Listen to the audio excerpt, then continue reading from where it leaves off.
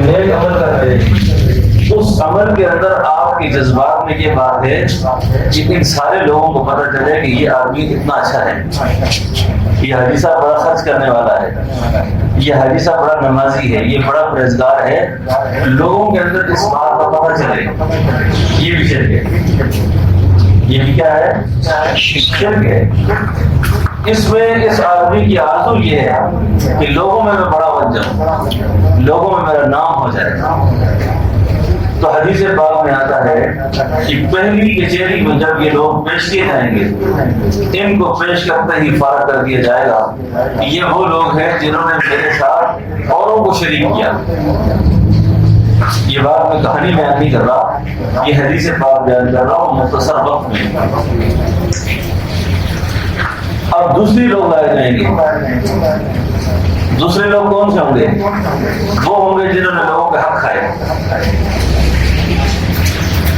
حق کھائے لوگوں کے، سود پر لوگوں کو پیسے دیتے رہے، حرام کھاتے رہے، رشوت کھاتے رہے، بیٹیوں کو بہنوں کو وراثت میں محروم کرتے رہے، انہوں نے بچیوں کو حق نہیں دیے، بہنوں کو وراثت میں حق نہیں دیا، اور لوگوں کے ساتھ ان کے معاملات یہ تھے کسی سے قرض لیا واپس نہ دیا، اور اس کو تنگ کرتے رہے، پریشان کرتے رہے۔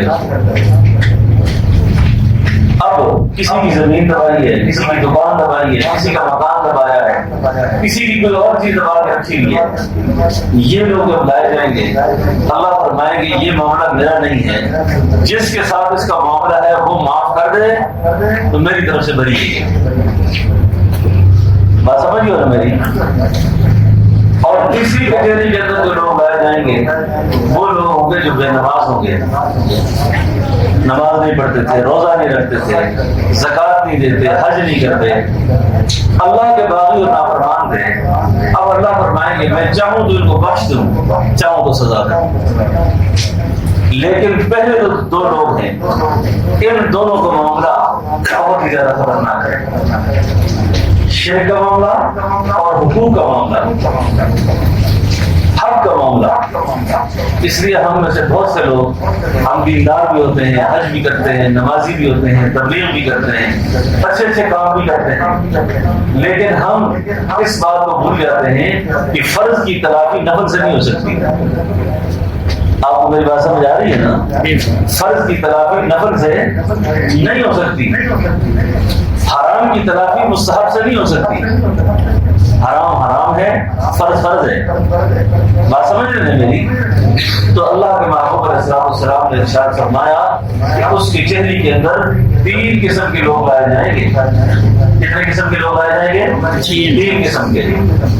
پہلی کچہری میں جو لوگ ہوں گے وہ مشرکین ہوں گے، اور دوسری کچہری میں جو لوگ ہوں گے وہ ہوں گے جو لوگوں کے حق پانے والے، لوگوں کا مال دبانے والے، بچیوں کو وراثت میں محروم کرنے والے، بیٹیوں کو بہنوں کو تنگ کرنے والے، ان کے حق ادا نہ کرنے والے۔ جب وہ آئیں گے اللہ رب العالمین ان کا مسئلہ ان کے حوالے کر دیں گے۔ آپ تو دیندار لوگ ہیں، حاجی نمازی لوگ ہیں۔ میں نے ایک دفعہ ایسا مجھے کسی خاتون نے فون کیا کہ ہمارے باپ نے ہمیں وراثت سے محروم کر دیا ہے، ہمیں وراثت میں حصہ نہیں دیا، اور باپ ہمارے فوت ہو گئے ہیں، اور ہمارے ہاتھ میں کچھ بھی نہیں ہے، جو کچھ بھی تھا باپ نے بیٹا غلام کر دیا ہے، اب ہم کیا کریں؟ میں نے ان کو کہا تو میں دیکھو تمہارا باپ فوت ہو چکا ہے، اللہ کے پاس چلا گیا ہے، تم اپنے باپ کو اللہ کے لیے معاف کر دو۔ تو اس بیٹی کے جواب آج تک میرے کانوں میں گونجتا ہے۔ مجھے کہنے لگی حضرت صاحب آپ بھی دعا کریں اور میں بھی دعا کرتی ہوں، اللہ میرے باپ کی قبر کو آگ سے بھر دے کہ وہ کیوں ہمیں محروم کر کے گیا ہے، اس نے ہمارے ساتھ یہ زیادتی کیوں کی ہے۔ اس لیے دوستو حرام کرنا حج ہوتا ہے، حرام سے نہ عمرے ہوتے ہیں، حرام کی نہ زکات قبول ہے، حرام کا نہ صدقہ قبول ہے۔ بے شک حرام پیسے سے مسجد بھی بنا لے، مدرسے بھی قائم کر لے، کیونکہ اللہ کی حدود کا احترام بہت ضروری ہے، اور جب بندہ اللہ کی حدود کا احترام نہیں کرتا، اللہ کے حق کا خیال نہیں کرتا، اس کے نتیجے میں اس طرح کے حالات پیدا ہوتے ہیں۔ آج ہمارے ہاں جو دیندار لوگ ہوتے ہیں نا وہ عبادات کے دین کو تو اختیار کر لیتے ہیں، چلو جی نماز ہم پابندی سے پڑھتے ہیں، عمرہ بھی کریں گے، حج بھی کریں گے، بہت اچھی بات ہے، یہ بھی اللہ کے احکام ہیں، لیکن اس بات کا بھی خیال رکھا جائے کہ جن کے ساتھ میرے حقوق متعلق ہیں ان کے حق میں کتنا ادا کرتا ہوں، ان کے ساتھ میرے رویے کیا ہے، ان کے ساتھ میری ڈیل کیا ہے۔ دیکھو دوستو، موت کا وقت انسان پر بہت قریب ہے، یہ جیسا آج جو کچھ چمک دمک ہم دیکھ رہے ہیں نا یہ ساری ختم ہو جائے گی، ہمارے یہ وجود لاش بن جائیں گے، ہماری یہ زندگیاں ختم ہو جائیں گی، ہمارے یہ گھر جو ہم نے بنائے نا یہ کسی کے لیے رہ جائیں گے سارے، اور پھر وہ بھی یہاں نہیں رہیں گے، وہ بھی کسی کے لیے چھوڑ جائیں گے، اور پھر وہ بھی یہاں نہیں رہیں گے، کیا ہوگا پھر؟ قرآن کہتا ہے کل من علیہا فان، کل من علیہا فان ویبقى وجہ ربک ذو الجلال والاکرام۔ اللہ کہتے ہیں میں سب کو فنا کر دوں گا، سب ختم ہو جائیں گے، اور ہوگا کون پھر؟ وَيَبْقَى وَجْهُ رَبِّكَ ذُو الْجَلَالِ وَالْإِكْرَامِ، ایک صرف میرا اللہ کا نام باقی رہے گا، باقی سب دیکھو نا ہمارے باپ دادا کدھر گئے، ہمارے باپ دادا کہاں گئے؟ انہی زمینوں کے، انہی دکانوں کے، اسی کاروبار کے وہ چوکیدار تھے، ان میں چوکیدار ختم ہوا، ہمارا شروع ہو گیا، اب ہمارا ختم ہو جائے گا کسی اور کا شروع ہو جائے گا، اس لیے اللہ کی حدود کو کبھی نہیں توڑنا، اللہ کے حق کو کبھی ختم نہیں کرنا، جو اللہ کے حدود متعین کرتی ہیں ان حدود کا احترام کرنا ہے، اور جو لوگ اللہ کے حدوں کا احترام کرتے ہیں اللہ ان پر زمین کے اور آسمان کے ثمرات اور خزانے کھولتے ہیں، ان کی زندگیوں کو بابرکت بنا دیتے ہیں، ورنہ ان کی زندگیوں میں ان کی اولادیں جوئے کھیلتی ہیں، شرابیں پیتی ہیں، اور جن بیٹیوں کو اور بہنوں کو جن لوگوں کو محروم کرتا ہے نا آدمی، وہی اولاد زندگی میں اپنے باپ کو مکے مارتی ہے، تھپڑ مارتی ہے، گھر سے نکالتی ہے، گالیاں دیتی ہے، پیسہ بھی باپ کا، سب کچھ باپ کا، لیکن منافع میں گالیاں، منافع میں سزا ملتی ہے اس کو۔ ایسا کیوں ہوتا ہے؟ اس لیے کہ ہم نے اللہ کو ناراض کیا۔ اور یاد رکھو جو اللہ کو خفا کر دے، اللہ کو ناراض کر دے، وہ سکھ کی زندگی نہیں گزار سکتا۔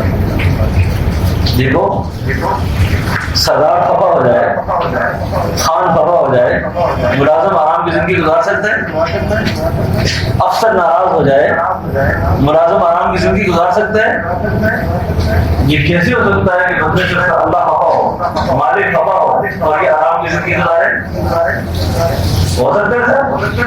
کبھی بھی نہیں ہو سکتا۔ اس لیے دوستو اللہ کو راضی کرنا ہے، اس فانی زندگی میں اللہ کو راضی کرنا ہے، اور اس طرح دنیا سے جانا ہے کہ تاکہ ہم جب دنیا سے جا رہے ہو ہمارے ساتھ حرام کی نحوست نہ ہو، ہمارے ساتھ دنیا کی نحوست نہ ہو۔ ہم نے تو قبر میں جا کے اپنا حساب دینا ہے، اولاد کا حساب نہیں دینا۔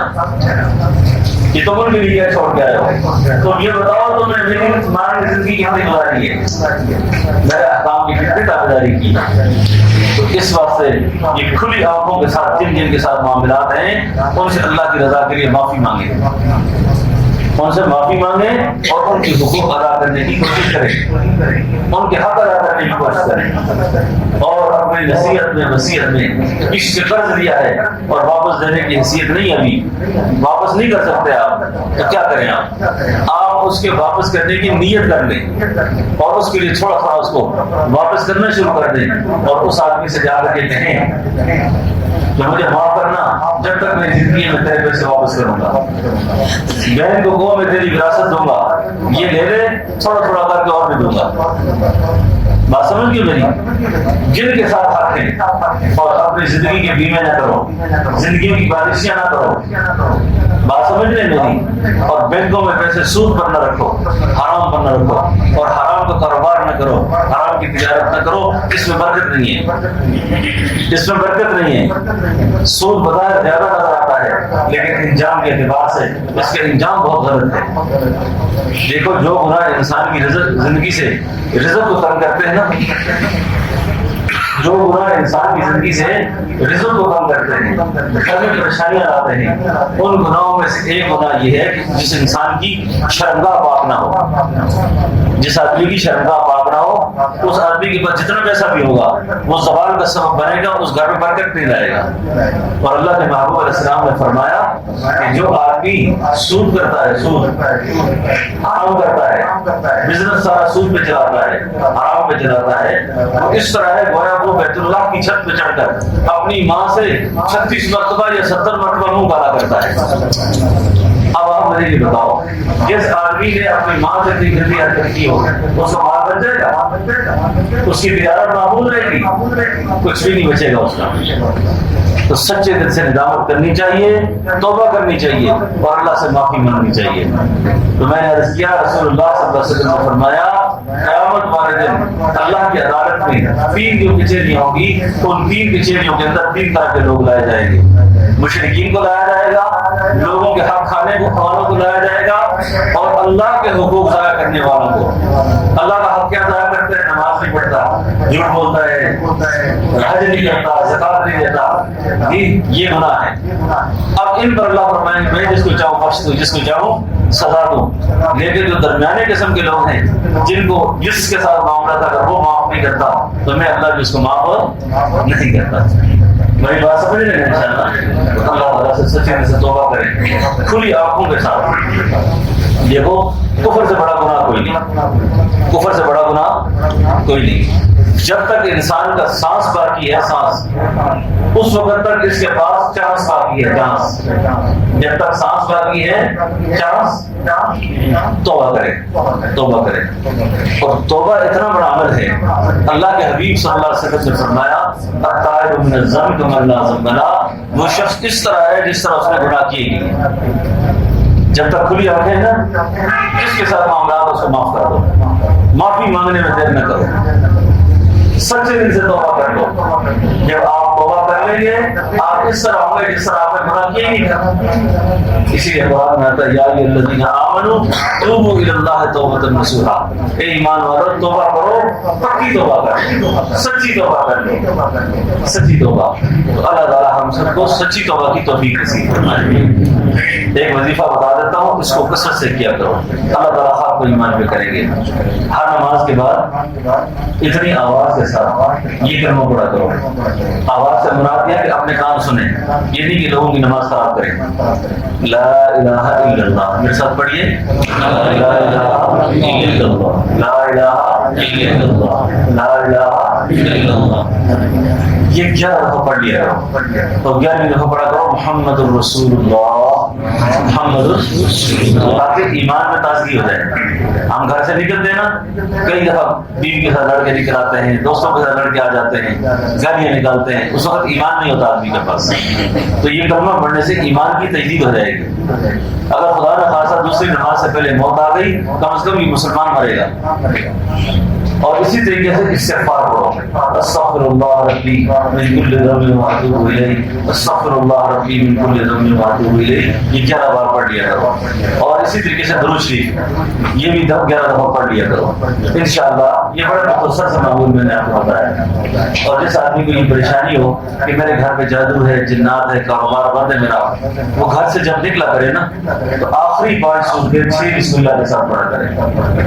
آخری 5 سورتیں 6 بسم اللہ کے ساتھ پڑھا کرے، یعنی ہر سورت کے شروع میں بسم اللہ شریف پڑھے اور آخر میں پھر بسم اللہ پڑھے۔ ایک صحابی آئے، عرض کیا یا نبی اللہ جس کاروبار میں ہاتھ ڈالتا ہوں وہ کاروبار خراب ہو جاتا ہے، جو تجارت کرتا ہوں نقصان اٹھاتا ہوں۔ اللہ کے حبیب نے فرمایا جب گھر سے نکلا کرو نا تو آخری 5 سورتیں قرآن پاک کی جو ہے نا، بسم اللہ الرحمن الرحیم، قل یا ایھا الکافرون، قل اللہ احد، اذا جاء نصر اللہ والفتح، سورہ فلق اور سورہ ناس، یہ 5 سورتیں ہیں۔ ہر سورت کی شروع میں بسم اللہ پڑھو اور آخر میں پھر بسم اللہ پڑھ لیا کرو۔ اس کو معمول میں رکھو اپنے۔ صحابی چند دن کے بعد آئے، فرمایا میرا محبوب آپ کو بتایا وہ وظیفہ شروع کیا، مٹی میں ہاتھ ڈالتا والا سونا کر دیتا ہے، مٹی میں ہاتھ ڈالتا والا सोना बना देते हैं। इतनी मेरे कारोबार में बरकत हो गई है, इतना मेरा काम चल गया है। घर से कभी भी निकलो बगैर नमाज से ना निकलो। अल्लाह के महबूब ने फरमाया जो शख्स नमाज पढ़े बगैर घर से निकलता है ना, उसके हाथ पे शैतान का झंडा होता है। सारा दिन शैतान का नुमाइंदा बन के फिरता है वो, सारा दिन शैतान की नुमाइंदगी करता है वो। घर से निकलो, नमाज फजर अगर कज़ा भी हो जाए तो पहले कोशिश करो कज़ा ना हो, नमाज पढ़ के बावजूद होकर निकला करो।